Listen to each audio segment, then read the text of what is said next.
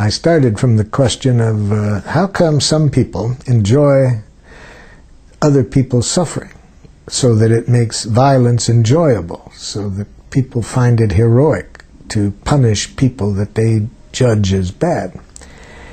And then how come other people in the same society are just the opposite? They get their joy not in believing that there's bad people that need to be punished, but they get their joy in contributing to people's well-being. So I then saw that there was quite a different language and quite a different consciousness on the part of people who behaved in the violent way as opposed to the compassionate way. And I decided to try to clarify that. What is the nature of communication that helps us to connect in a way in which we enjoy contributing to each other's well-being? And how is that process of communication different in the people who contribute to the violence of others? Then, after I developed nonviolent communication, which is the language and the power usage that I saw contributing to compassionate interaction, I then wondered, where the heck did we ever learn this other approach? So then I got interested in where did it all begin, where we learned a way of thinking and communicating that contributes to violence on our planet. And here scholars and scientists like Walter Wink, the theologian, and his book, The Powers That Be, and others who share his perspective, trace this back to about 8,000 years ago when various things happened I won't go into now, but we came out of it with organizing ourselves in terms of where a few people who claim to be superior dominate others. Sometimes they base their superiority claiming their family was born closer to God, and so they controlled on the basis of the divine rights of kings. But whatever it is, we started to live in cultures in which a few people claiming to be superior dominated others, and that requires a language of domination, a language in which you classify people in terms of what they are. Are they peons or are they royalty? Are they good? Are they bad? Are they normal? Are they abnormal? That way of thinking goes with domination, because in a domination structure, the people who claim to be on the top claim to know what is right and what is wrong, and they maintain their power through the use of power over tactics such as punishment, reward, guilt, shame. And so they need a language that justifies the use of punishment and reward, the language of retributive justice in which you make judgments of what the other person deserves. And that is dependent on how you judge them, whether good or bad, right or wrong, and so forth. So that's how I think it all began, about 8,000 years ago, when we started to have domination structures in which a few people dominated many. Before that, when we were more in the hunter-gatherer style of society, people that I trust in their studies anthropologically tell me we didn't have violence in the rate that we have since. So nonviolent communication now tries to get us back to what I think is a more natural way of communicating.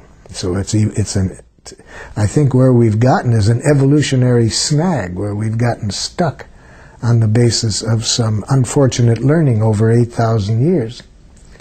And nonviolent communication helps us come back to life, back to a more natural way of living, where our evaluations are on the basis of how needs are served. Are we meeting our needs and the needs of others, rather than who is what? Who's right, who's wrong, who's good and who's bad? No. Are our needs getting met? And if not, what can we do so that everyone's needs get met? That's the language of nonviolent communication.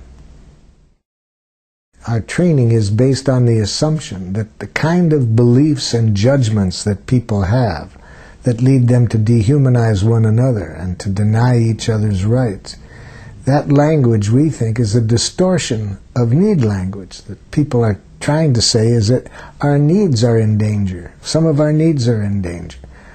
But they are not given a language that helps them to say that. So they go to justifying this on the basis of what their interpretation is of what words were that were written down centuries before.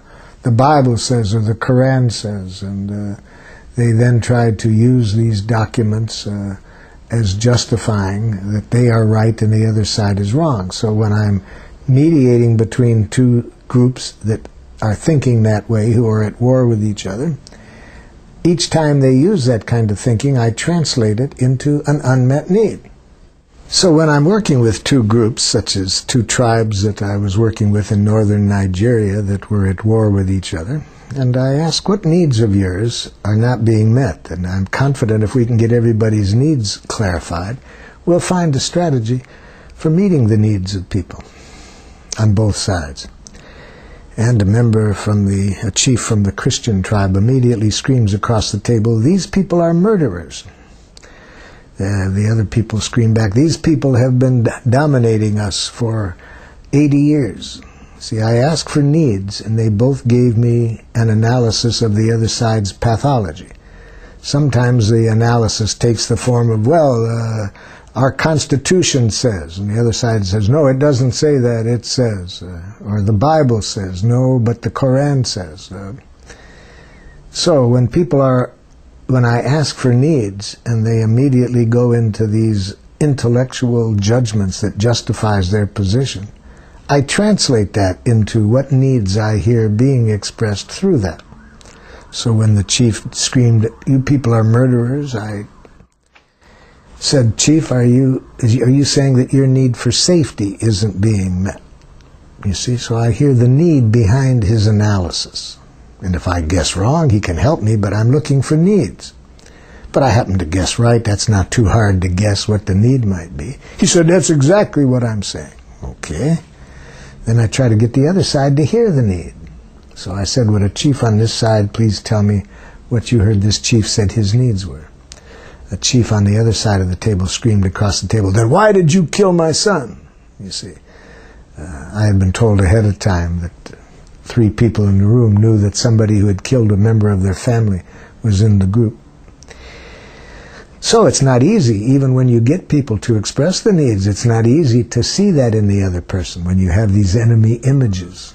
So I had to work hard to get the chief from the second side to just hear that. Just tell me, Chief, what do you hear him saying?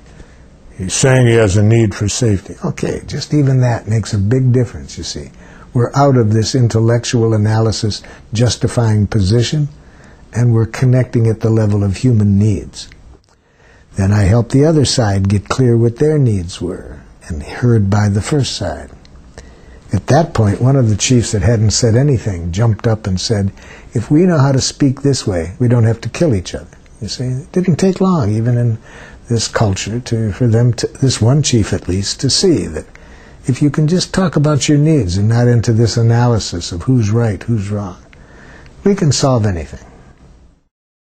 So we not only have to get one side to say clearly what's alive in them, what needs of yours are not getting met, then I have to get the other side to connect with that. And that's not easy, even if it's a simple message, because if the other side's brain has been programmed to be diagnosing the pathology in this person, even if I've said this person says he has a need for safety, I had to ask that person at least 3 or 4 times to repeat it back after I repeated it, because his first reaction is, "Then why did you kill my son?" And then the next one was, "You can't trust these people. They'll say anything." And then it took a while before I could give him the understanding he needed to be able to just hear the simple phrase, a man said he has a need for safety that isn't being met by the way some of the conflicts are being dealt with.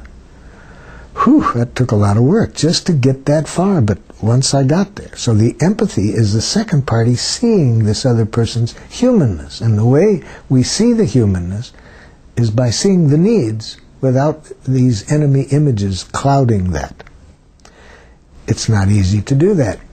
It requires full presence to what is alive in this other person.